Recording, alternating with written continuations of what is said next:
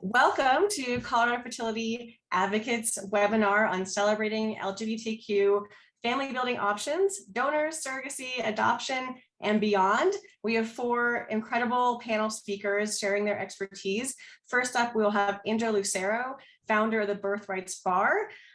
Then we will have Dr. Polatsky, a fertility doctor. Then we'll have Amanda Kennard-Foxgruber talking about surrogacy, and Tim Eyrich, who will be focusing on adoption. Before Indra begins, I will tell you a little bit about them. So Indra Lucero is founder of Elephant Circle and the Birthrights Bar Association. As a queer, genderqueer, and Latinx parent rooted in the Rocky Mountain West, Indra is attuned to the importance of people on the margins and our role in leading the dismantling of oppressive systems to build a more equitable world. Indra helped pass legislation in Colorado to eliminate the shackling of incarcerated women during pregnancy and birth, to improve midwifery and birth center regulations, and to create more humane policies for families impacted by substance abuse. Indra also spearheaded the creation of the Birthrights, a resource for everyday people to defend human rights during labor and birth.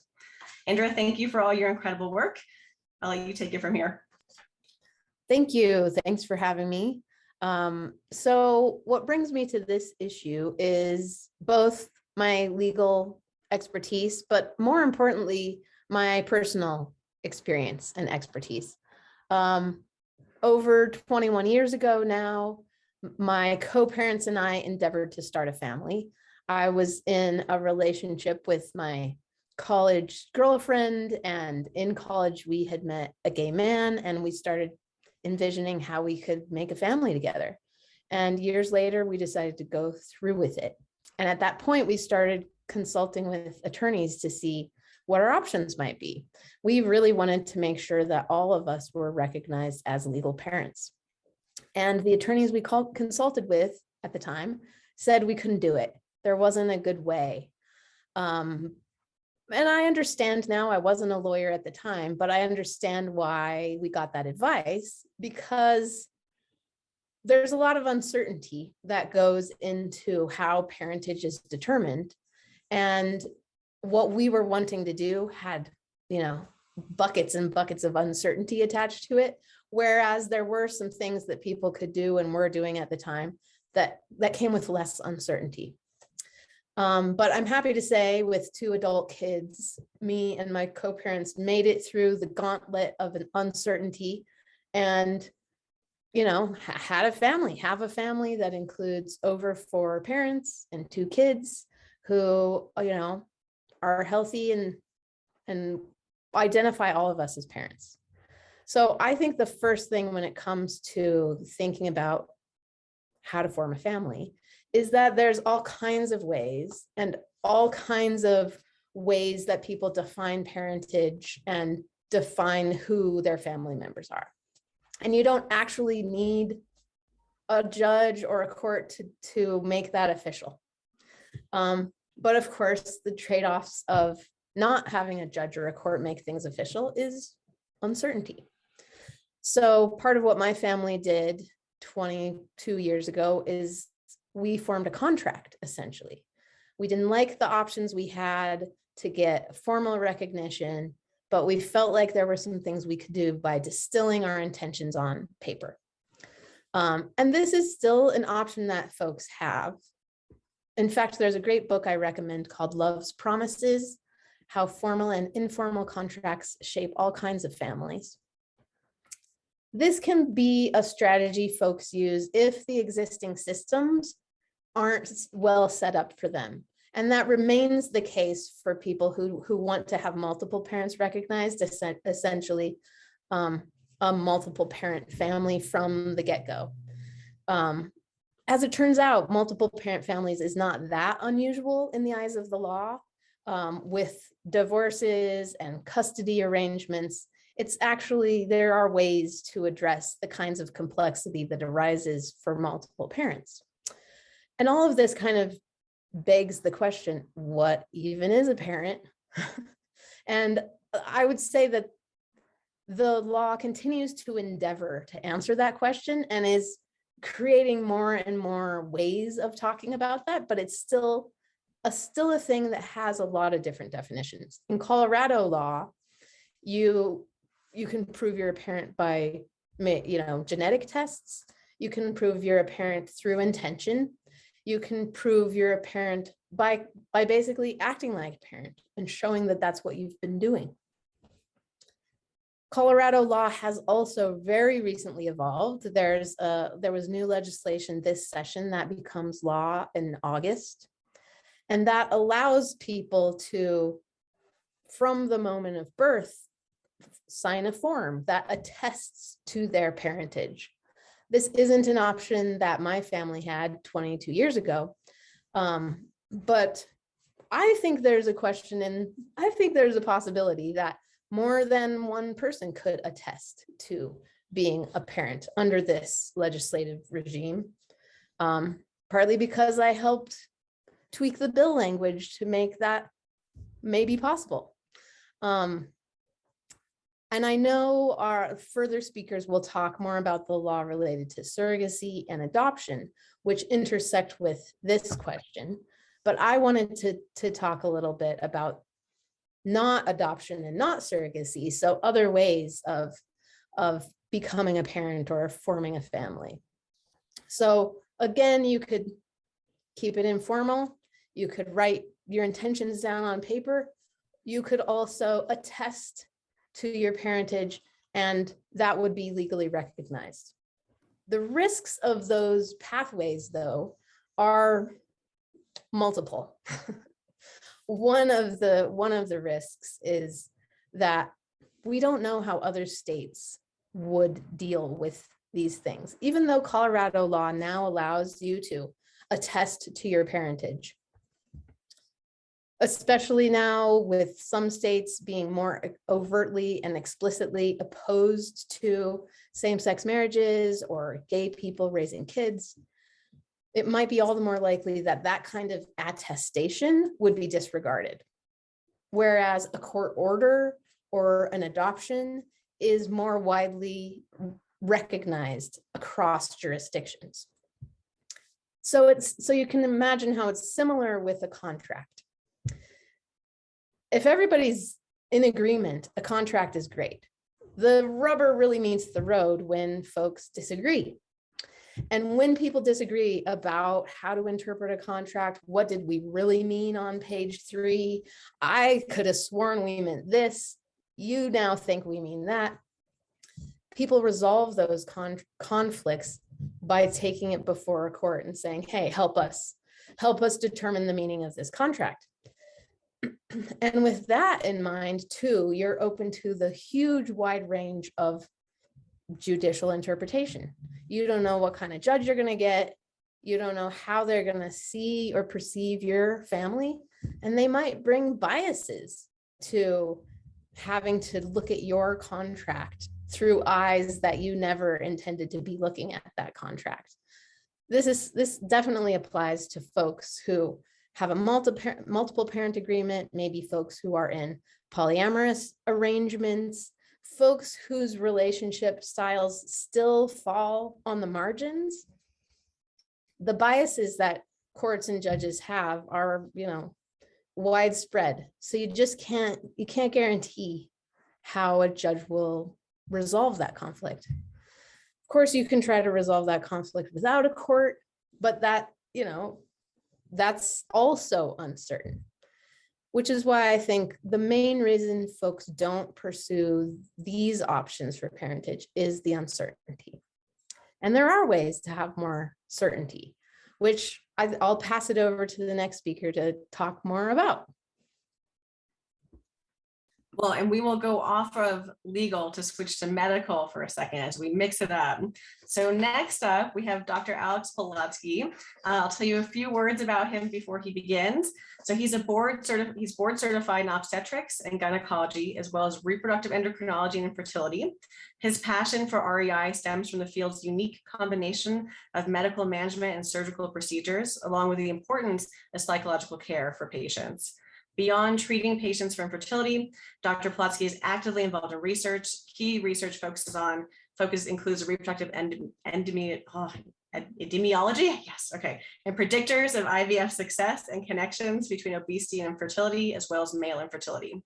An avid contributor to peer-reviewed journals, Dr. Plotsky has published more than 80 articles, and Dr. Plotsky mainly sees patients in his SGF Colorado's Denver location. And I do have to mention that he has 5 children. And my understanding is that the clinic has like a punch card and 5th one is free. Is that's how it works? No, okay. Okay, Dr. Plotsky, take it from there. I guess we'll need a contract for the free child, but that'll come from you.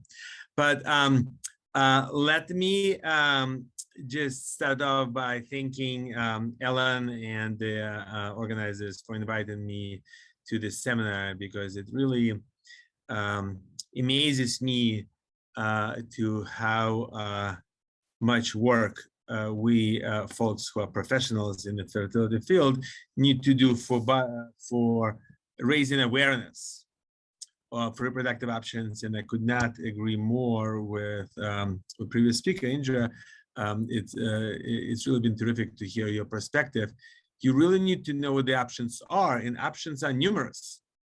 And so people usually are not aware of what's out there and how really to utilize what they could to like answer their needs.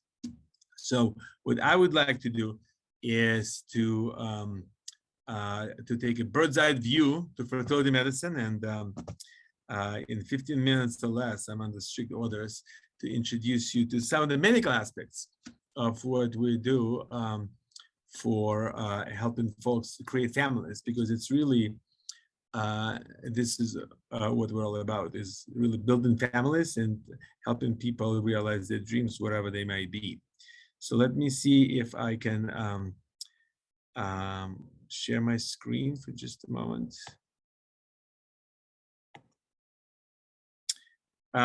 Would the host enable me to share my screen? I think it's been disabled. Perfect, thank you. Okay, all right. All right.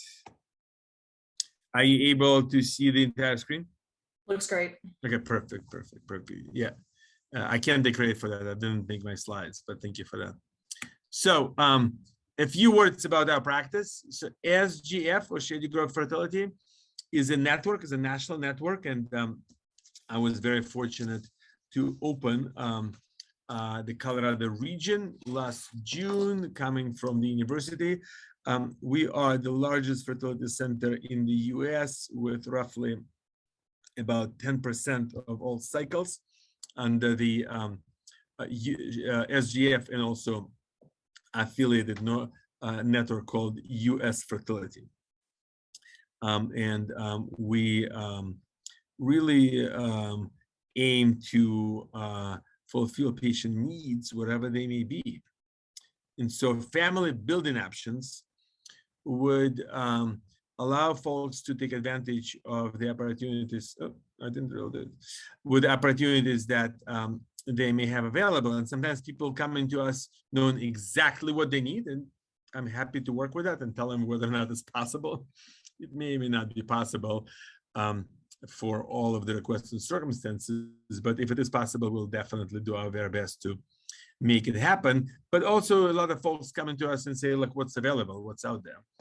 And so a lot of patients come to us wanting biologically related children, however you define that process, using the technology that we have with reproductive medicine techniques and medications that had been developed and used for couples who are suffering with infertility.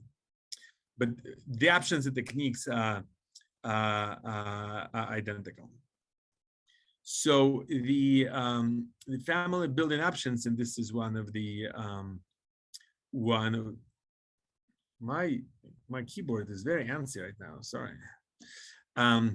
So the some of the patient testimonials that we have available is that folks come to us wanted to feel comfortable in the environment, and wanted to see that there are people there who provide for their needs. And so we really want to make sure that every single one of our patients, whether a couple or an individual or more than a couple, will allow themselves to get their questions answered. So very briefly, otherwise I know Ellen will institute some legal proceedings against me. The majority of the evaluation or testing for the folks involved would be revolved around these three main categories of medical factors: function of the ovary, or where the eggs come from, a function of the sperm from the individual providing the sperm, and anatomy. Really, how do the sperm and egg get together? So the basic fertility workup would be offered and suggested based on the circumstances, which will include blood work, ultrasound, hysterosalpingogram, sperm count. We have all of our facilities in our office, so it's convenient, and most fertility centers will either have it in-house or refer you to an outside facility. Very briefly, the sperm count is the mainstay for evaluating individual who wishes to create offspring from the male side. And it is very common when that needs to be assessed in terms of trying to figure out if it's normal or not normal, or somewhere in between. And so there are formal criteria, and there is a set of professionals who are laboratory technologists. So it's important to go to a reputable facility to get the appropriate results and have you answered, have your questions answered. So treatment options, jumping into the treatment options for female couples, we usually talk about categories of treatments, and the categories will typically be involving either insemination, which is typically, getting into the technical details, will be intrauterine, and it is often used for the female couples who are using donor sperm. You usually need regular cycles, although it's not mandatory, and they can either test at home or test with us in our center. Medicated cycle with insemination could also be done when we actually increasing the chances of success, but have somewhat increased risk of multiples if depending on circumstances. IVF, or in vitro fertilization, is something that we do when we are harvesting the eggs from the individual who's providing them, either the person who wishes to be an egg donor or an individual herself, whether or not that individual wishes to carry the pregnancy.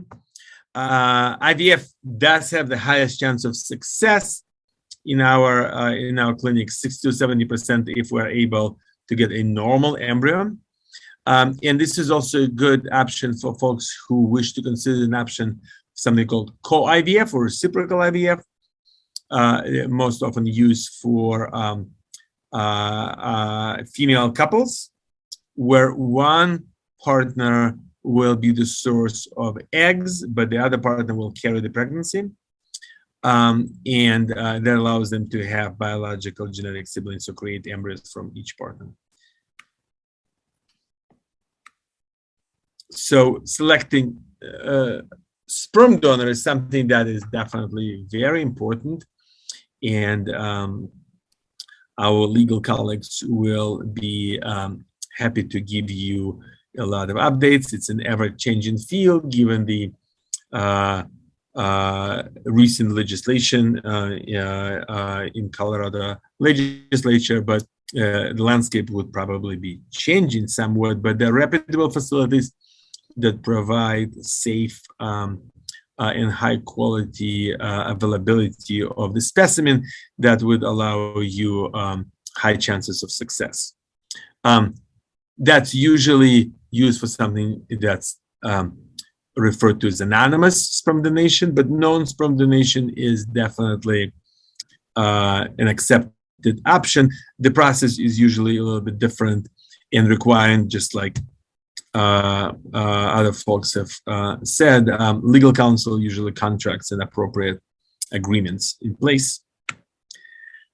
Using donor sperm does have some specific considerations for genetic testing of the individuals providing eggs and providing sperm, just to make sure that all of the appropriate contingencies verified and there is no increased chance for genetic disease in case both individuals are matched for a same or similar genetic condition. Switching gears in treatments for male options, we have availability of services that will typically require a gestational carrier, and typically different individuals serve as the egg, as the source of egg and the gestational carrier,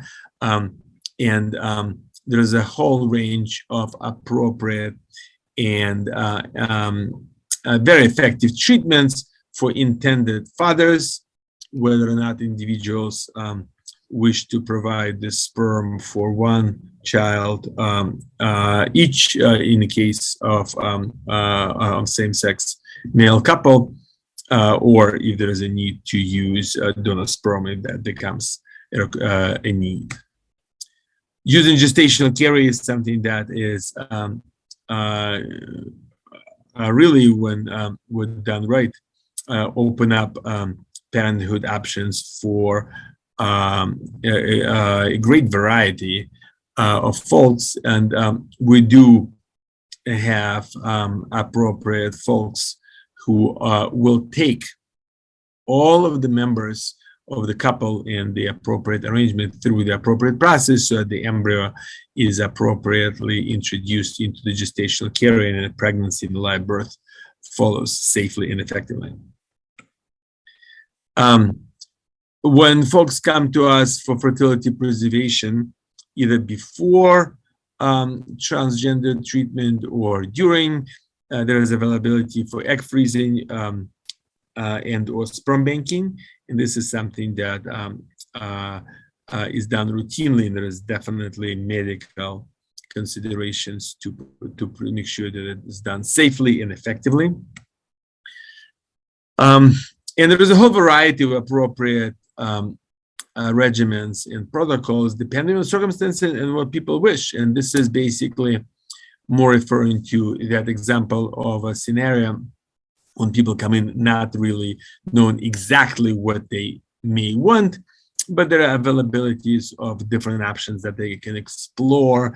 And we usually will help individuals or couples to come up with appropriate scenarios so that they can choose what they want and then provide appropriate medical and logistical support and backup.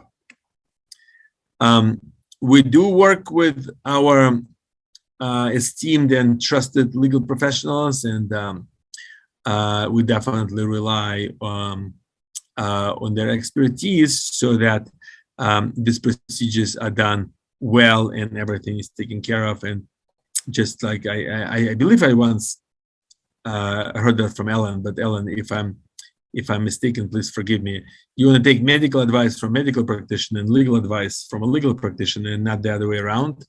So when people come up to us with appropriate requests, we usually will make sure that they're working with the legal counsel or more than one legal counsel if that's indicated. Sounds like good advice. I knew you'd back me up. Appropriate counseling is often mandatory for clinics that are able to be certified to provide the services safely and effectively. And that's not intended to be sort of like a litmus test, but more so to comply with ever-changing landscape of what's available, making sure people choose what they really want to utilize. It is unfortunately expensive, depending on exactly what may be the circumstances of a couple. Insurance coverage is ever expanding, and I am proud to say that we, as a practice, have participated in the Colorado legislature, passing the law that will be, for the very first time, effective in the state of Colorado, mandating insurance coverage in certain circumstances for employers as of January. And it is even more exciting that process of mandating insurance coverage for fertility procedures for some employers resulted in voluntary adoption of fertility coverage for other employers, which I think is tremendous, and I think we're going to see more and more on that. But usually the first consultation is covered, diagnostic testing is covered, and the treatments may or may not be covered depending on the specifics.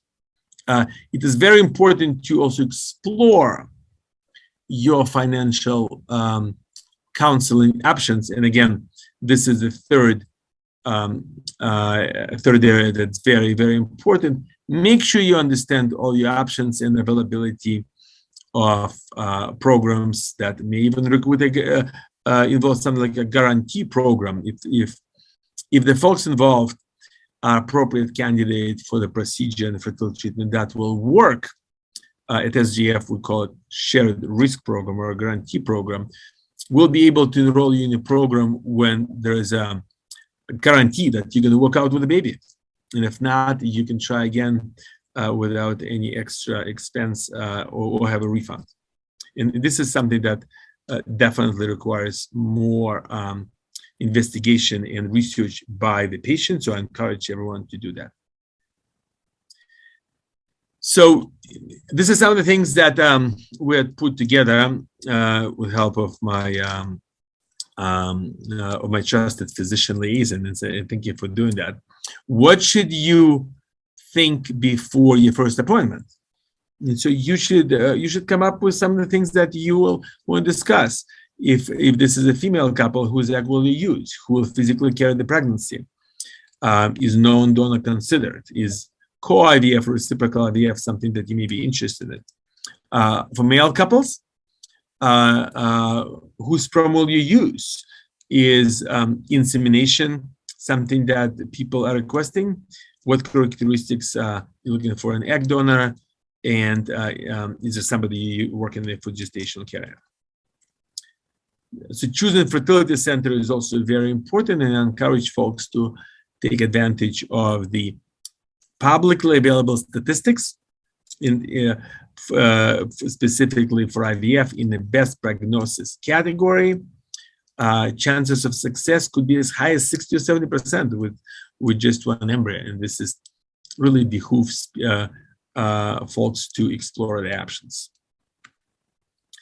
Use appropriate resources and use physicians and medical providers as the resource in trying to identify what you really need. Come see us. Thank you so much, Dr. Pawlowski. We appreciate it. And thank you for your calm patience and flexibility there. So changing gears now to surrogacy. Next up is Amanda Kennard Fox-Gruber. Amanda is the business manager of a local surrogacy agency. She had the wonderful experience of being a gestational carrier in 2016 and experienced firsthand what a gift it is. She is dedicated as the business and case manager to making the little things enjoyable for others during this process. Amanda's team members describe her as efficient, determined, fabulous, versatile, and resourceful, and not at all scary. If you don't do as you're told. She currently resides in Colorado with her husband, two adorable boys, who one which just broke his toe, and her dog Dolly. Amanda. Perfect. Thanks, Ellen. I was going to share my screen, but now I'm a little terrified. That's fair. Oh, come on, Amanda. If I did it, you can definitely do it. You're way more brave than I am.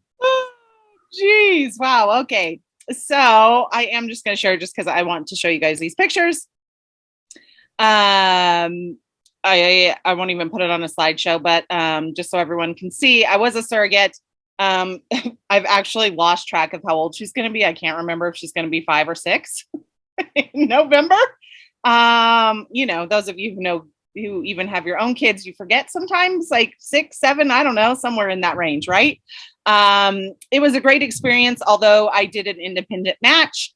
And so there were things that we did very badly. All the things that you shouldn't do, we did them. So once the journey was done, I reached out to Ellen because she was my attorney and said, hey, I have to be able to help people because nobody should feel like this going through this process. Like, I was wanting to do something great and be generous and kind, and I feel horrible because things were done so poorly. And so she had started an agency, and they hired me, and they can't get rid of me. So waiting for you to get rid of us. So a few things about surrogacy. First thing I would say is, while I would definitely recommend using an agency, you have to reach out to a reproductive endocrinologist. You have to have a clinic. You have to have some kind of steps in building towards an embryo before you can use a surrogate. And the embryologist obviously is the medical professional, and they can tell you what those steps are going to be and how those are going to work. Whereas we just help you as the agency match with a surrogate. We also only do gestational surrogacy. So that means that the child that the surrogate is having is not genetically related to her in any way. So whether that be intended parent sperm and egg, donor sperm and egg, however that works out, it is not related to the surrogate in any way, shape, or form. So we don't do traditional surrogacy. While it can happen, just as an agency, we don't do that. Let's see, what else? Things to think about, especially going into surrogacy, using an agency. It's just, this is what we do every day. We go through these journeys every day with different sets of people, different sets of parents, different clinics, different personalities, and just help you through this process. I did this for friends of mine, and I thought, oh, it can't be that hard, right? They're friends. I almost think that was worse because they were friends, and you don't want to hurt anybody's feelings. You want to be friends in the end. You don't want to step on anybody's toes. And so having that agency as a buffer is helpful. They also know, kind of like little industry things that can be done to make things easier. Another part of that is I would hope they would lead you down a good path as far as legal and point you to assisted reproductive technology lawyers, that each of you should have your own representation at all times. I don't care what the law says. That's my personal opinion, being somebody who was not represented. So I would say, I would hope an agency would lead you in that direction. The other part that I think is super important, especially when you're looking at the LGBTQ community, is you have to know the laws. If you want to be parents and establish as parents, kind of like what Indra was saying, if you want your names on that birth certificate, there are specific things that have to happen, especially in Colorado now, but even in other states, and you have to know if those laws are friendly or not, and will grant that parentage to you and how that process works. I am not a legal professional, thus I would tell you to go talk to a lawyer in this field and let them lead you through the process. Also, too, I know the lawyers love this stuff, but seriously, I would rather take a nap. Another important piece of surrogacy, whether you're doing it for friends, family, anybody, is an escrow company. So that means a third-party company that is holding funds and paying out the surrogate during the process, even paying for legal fees or medications if need be, travel, but all of it should go through that escrow fund and never be handed directly back and forth to each other. So not from the intended parents to the gestational carrier and back and forth. So those are kind of my bits and pieces of advice, and an agency should be able to help you through that process. Some other frequently asked questions for surrogacy. What's wait time? I'm going to say average wait time is typically 12 months.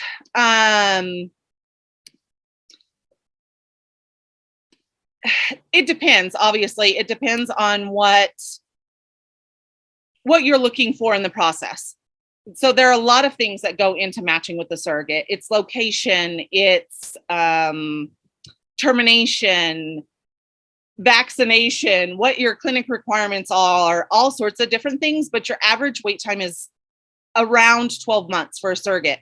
So thus, that means you're probably 3 to 5 years out from having a baby. There again, too, there's lots of variables, lots of things in that process that can make it shorter or longer, but some of that depends on to where are you at with the clinic. Do you have embryos created already? Do you kind of have that process going? All of those pieces are important. And so they all take a lot longer than all of us would like them to take. Even the legal process, medical screening, the IVF process, all of that does take time. And so it is really important to, while yes, a pregnancy is typically 9 months, if you're using a surrogate, you're probably looking at more like 3 to 5 years. Another big portion of that is cost. If you're looking at a surrogacy, it's going to depend on your clinic, what their costs are for screening the surrogate for the IVF process. And then you're paying the surrogate on top of that. And so you're looking at, on top of clinic and medication costs, between $100,000 to $150,000. So as you saw previously, that Dr. Plotsky pointed out, it's not inexpensive in general, and then it's going to be even more expensive if you're looking at a surrogate. So those are just a few things to think about when looking at surrogacy and what the process is there. We have a question in the chat that says, what is the agency cost to IPs? So that is going to depend on which agency you use. Obviously, you could reach out to Colorado Surrogacy, or we're also Bright Futures Families, because we have 6 branches. You can reach out to us and we can get you the cost of that directly. Just because agency cost is just one piece of that. And there are lots of other pieces to that puzzle. And the agency cost is included in that $100,000 to $150,000. So I'll give it back to you, Ellen. Thanks, Amanda. Okay, moving on to the topic of adoption. Tim, you are up. I'll give a brief introduction for you, stolen from your website bio, of course. So attorney Tim Eyrich. Tim focuses practice on adoption, child welfare, and guardianship cases. Tim represents prospective adoptive parents, foster parents, relative birth parents, and juveniles charged with delinquent acts.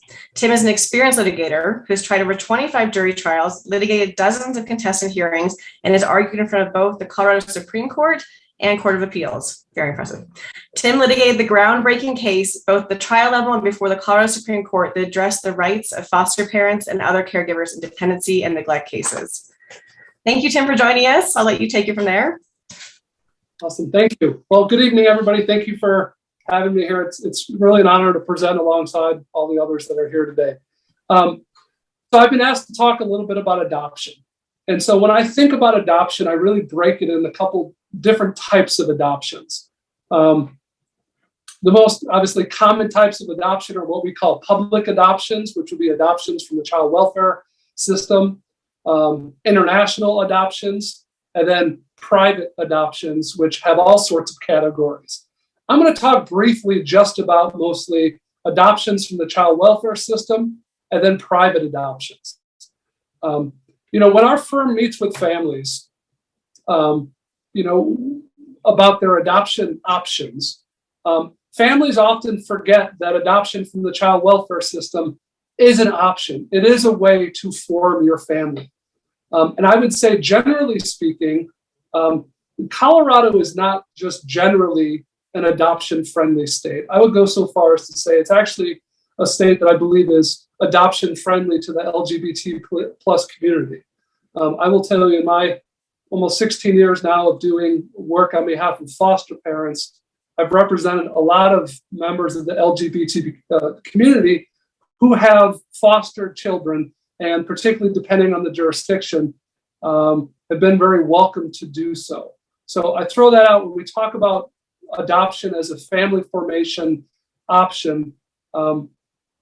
Adoptions from the child welfare system are an absolute option. And really within the child welfare system, I think there's really two big kind of options. One is we currently have hundreds of children who are older, who are in need of adoptive placements, who are legally freed for adoption in the child welfare system. For example, if you look at Colorado's Heart Gallery, that is literally a gallery of children who are waiting for adoptive homes. In addition to the older children, Colorado is always actively recruiting foster parents to take placements, typically of younger children. And the biggest difference between obviously an adoption from the child welfare system versus what I'll talk about with private adoptions is these are situations where the government has intervened in family life because parents have potentially mistreated or abused the child. And so there's a significant legal risk with hoping to adopt from the child welfare system because the system is designed to try to identify the problems that led the parents to have government involvement. And the ideal is to return those children back to their parents. Unfortunately, that doesn't always happen. But the benefit to that is there is actually then a need for adoptive families who are becoming foster to adopt parents. So that's just a very nutshell overview of adoptions from the child welfare system. That's a pretty large part of my practice, in part because Colorado law now allows for caregivers of foster children to intervene in those government cases and be a voice for those children's best interests. So that's a large part of my practice.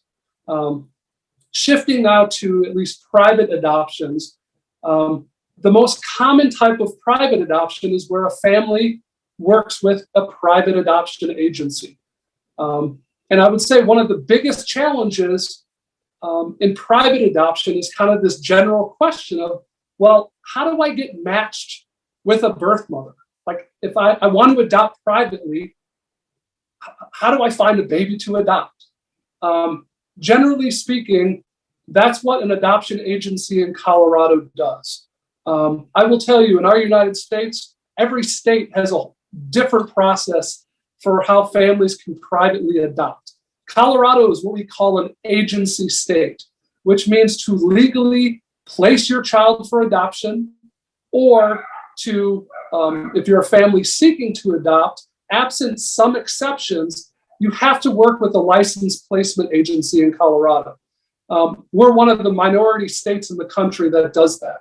I will tell you from experience working with a lot of other states, that this process allows for a lot more protections for birth parents who are placing their children for adoption. Unfortunately, it also, though, involves higher costs. And then it also involves a lot of decisions for prospective adoptive parents about, well, how do I know what agency to choose? And, you know, obviously, if you're in the LGBT plus community, that's an even more important question, because there are certainly more agencies that are be more friendly to the LGBT plus community than other agencies. You know, one of the first places to look, for example, is just simply their website. I know two of the agencies we represent, and I'll share them. Adoption Options and Adoption Choices of Colorado are very friendly to the LGBT plus community. Adoption Options, for example, has won numerous awards due to their commitment to this community, and they actively recruit birth parents who are willing to place their child with various types of family. By comparison, obviously, if you look to organizations that maybe are aligned with a religious denomination, they may not be attracting birth parents that would be as adoption friendly as these other two agencies I mentioned. So that's one consideration, is obviously what agency do you choose when you're looking at a private agency with whom to work? If you do speak to an agency, one of the common questions I tell all families to ask is, how many children have you placed, for example, in the last year? Simply because an adoption agency says, hey, we're willing to work with you, it doesn't mean it's going to happen quickly, or if at all. And so one of the questions I always encourage families to ask adoption agencies, once you get kind of beyond the threshold, is this an agency friendly to who I am, is also, how many children have you placed in the last year? I can't tell you over the last number of years where I've had families call me and say, you know, we've worked with this little agency in this little corner of the state, and we've been waiting for years, and we haven't been matched with a birth parent. only to later learn that it's like a part-time agency that only does 1 or 2 placements every couple of years, versus the larger agencies who do multiple placements every year. And so, again, when we look at private adoption, the most common type of private adoption, again, in Colorado, is working with a licensed adoption agency. One thing I also want to highlight, kind of on the heels of all the talk we've had about assisted reproduction, is following up on Indra indicated there was some recent legislation. As part of some of this recent legislation, another type of adoption that has since been recognized is what we call confirmatory adoption. This is a situation, for example, where in a surrogacy situation, if one parent is the parent who gives birth, if at the time of either conception or of the child or the birth of the child, if the parents are either in a civil union or they're married, under Colorado law, they are presumed to be a parent. And so they should be recognized as a parent. I think what our prior advice used to be, well, just in case, we would recommend or advise that other second parent to do a second parent adoption, which oftentimes would require court approval, a home study, and frankly, a higher cost than was needed. What Colorado now recognizes, and Governor Polis just signed this within the last 30 days, is that if at the time of conception or birth in a surrogacy arrangement, the non-parent giving birth can be recognized by the court through this confirmatory adoption simply based on the pleadings. There's no need for a home study. There's no need for these higher costs. And really what it allows for, I think Indra highlighted this when we talked about kind of the difference of risks, is, again, Colorado, I believe, is a very friendly state, not only for assisted reproduction, but also adoption. But not all states are. And so these confirmatory adoptions, a court order will be recognized by all states. There's this precedent when we talk about not only about how you can form your family, but how do you protect it, particularly if you leave the friendly confines of Colorado. Our United States Supreme Court has this whole idea about states are required to give full faith and credit to court orders of other states.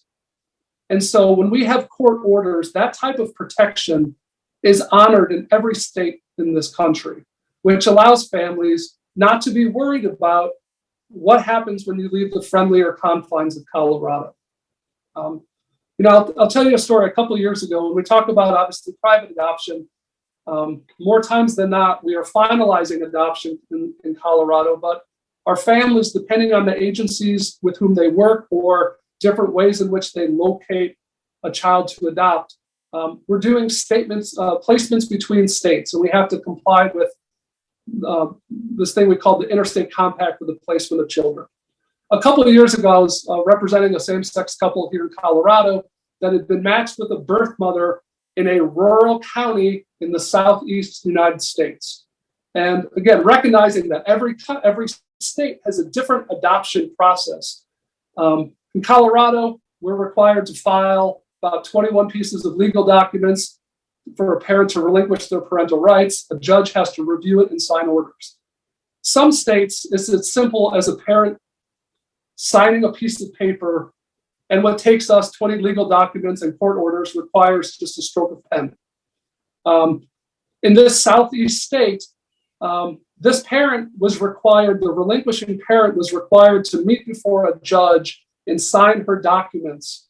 And then the child would be directly placed with my clients here in Colorado.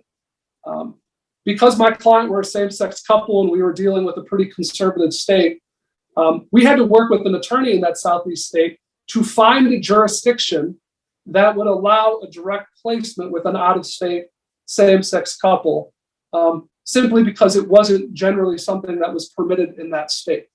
And so, I think of that experience because I remember literally my clients traveling down to this state, and literally we were going from jurisdiction to jurisdiction with the attorney we found down there, just trying to find the appropriate judge who would sign the orders and do a direct placement with my clients. The adoption was done, ICPC was approved, and it was all good. But I say that because simply because you're starting the adoption process in Colorado doesn't mean that there aren't going to be complications when you go outside Colorado, either trying to bring a child in or trying to, leave the state with the family that you created here. So I think the big takeaway from when I think about the different adoption options is it's really important that you confer with an attorney that specializes both in assisted reproduction as well as adoption. Because I've had the absolute pleasure of working with families that look all sorts of different ways. And the last thing we ever want is for something to be undone in the future for any type of reason. And I absolutely agree. And I thought, honestly, Indra starting this was a beautiful way to start it, because family is not just what a court or some law says it is. We create what families look like. But I think what we look at as attorneys is how do we protect the families that we want to create? And so, with that, thank you guys for the opportunity to speak, and I'll turn it over to Ellen on any questions others have. Thank you guys so much. Those are such excellent information. We appreciate your expertise. Given that we've run out of time, I think unless anyone has a pressing question, we'll wrap it up and post the recording for others to listen to later. But again, if anyone is wanting to reach out to expertise, you can either find them directly or reach out to Colorado Fertility Advocates, and we are happy to connect you. So thank you all for your time today.